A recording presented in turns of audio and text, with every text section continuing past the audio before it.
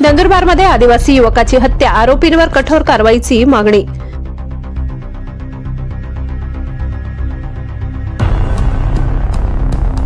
नंदुरबार शहरात 16 सप्टेंबर 2025 रोजी जयेश राजू भिल वडवी या आदिवासी युवकाची चाकूने भोसकून हत्या झाल्याचा आरोप करण्यात आलाय। या घटनेचा आदिवासी जनता फाउंडेशन एजे ग्रुपने तीव्र निषेध केला असून आरोपींवर तात्काळ कठोर कारवाईची मागणी केली आहे।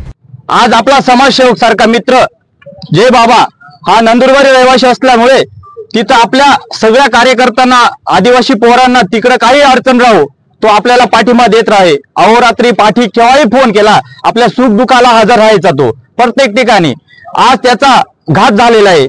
एवढ्या 2 दिवशी मागे पूर्वी तर तिथं हत्येचा कांड बघताना असा विषय दिसतोय की जसा समाजावर तो घात झालेला आहे की आपल्या समाजासाठी तो कुठेही तात्पर्य उभा राहायचा, त्याच्यावर हा घात झाला म्हणजे तो आपल्या समाजावर घात झाला असं समजून आम्ही इथं पिंपरी पोलीस स्टेशन आजूबाजूचे खेड्यातले लोक आणि पोरं येऊन आम्ही या घटनेचा जाहीर निषेध करण्यात आलेलो आहोत। संस्थेने दिलेल्या निवेदनानुसार 16 सप्टेंबरच्या रात्री नंदुरबार शहरातील सिंधी कॉलनीमध्ये सूर्यकांत सुधाकर मराठे आणि त्यांच्या साथीदारांनी जय वडवी यांच्यावर हल्ला केला। यावेळी चेतन चौधरी नावाचा एक पोलीस कर्मचारीही घटनास्थळी उपस्थित असल्याचा आरोप करण्यात आलाय। हल्ल्यानंतर 11 सप्टेंबर रोजी जय वडवी यांचा मृत्यू झाला। या घटनेचे सीसीटीव्ही फुटेज व्हायरल झाल्यामुळे पोलिसांच्या भूमिकेवर प्रश्नचिन्ह निर्माण झाले।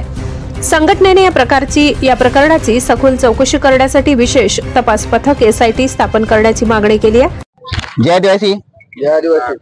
आज पिंपणेर पंचक्रोशीतील सर्व आदिवासी समाज बांधव पिंपणेर पोलीस स्टेशन येथे मागच्या 2 दिवसाआधी नंदुरबार येथे आमचा आदिवासी बांधव जयभाऊ वडवी यांचं गट नियोजित अशी हत्या करण्यात आली।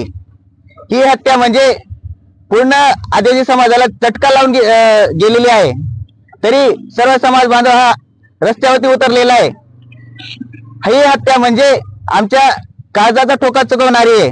त्यामुळे आम्ही सर्व पिंपणेर क्षेत्रातील आदिवासी बांधव पिंपणेर पोलीस स्टेशन येथे निवेदन देण्यासाठी आलोय। निवेदनामध्ये म्हटले की जो आरोपी आहे त्याला फक्त कठोर शिक्षा न होता त्याला फाशी शिक्षा झाली पाहिजे आणि जो त्याच्यासोबत जो पोलीस अधिकारी होता त्याला निलंबित व कायमस्वरूपी बडतर्फ करण्यात यावे ही आमची सर्व आदिवासी समाजाची मागणी आहे।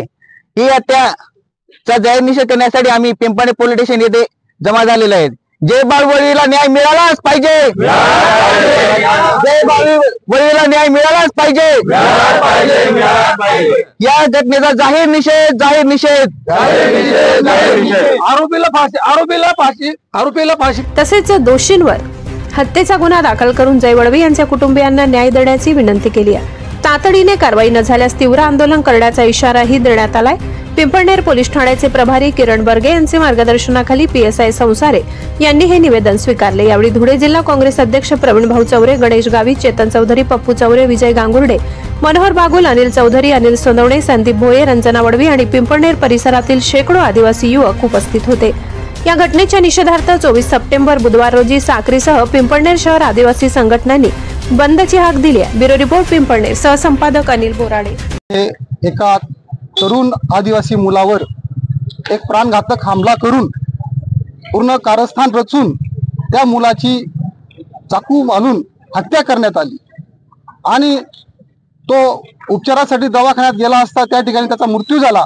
आणि या घटनेमुळे संपूर्ण आदिवासी समाज आज रस्त्यावर उतरला आहे।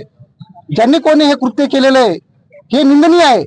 त्या आरोपीला कठोर शिक्षा झाली पाहिजे ही आमची सर्व संघटनांच्या आदिवासीच्या वतीने आमची मागणी आहे।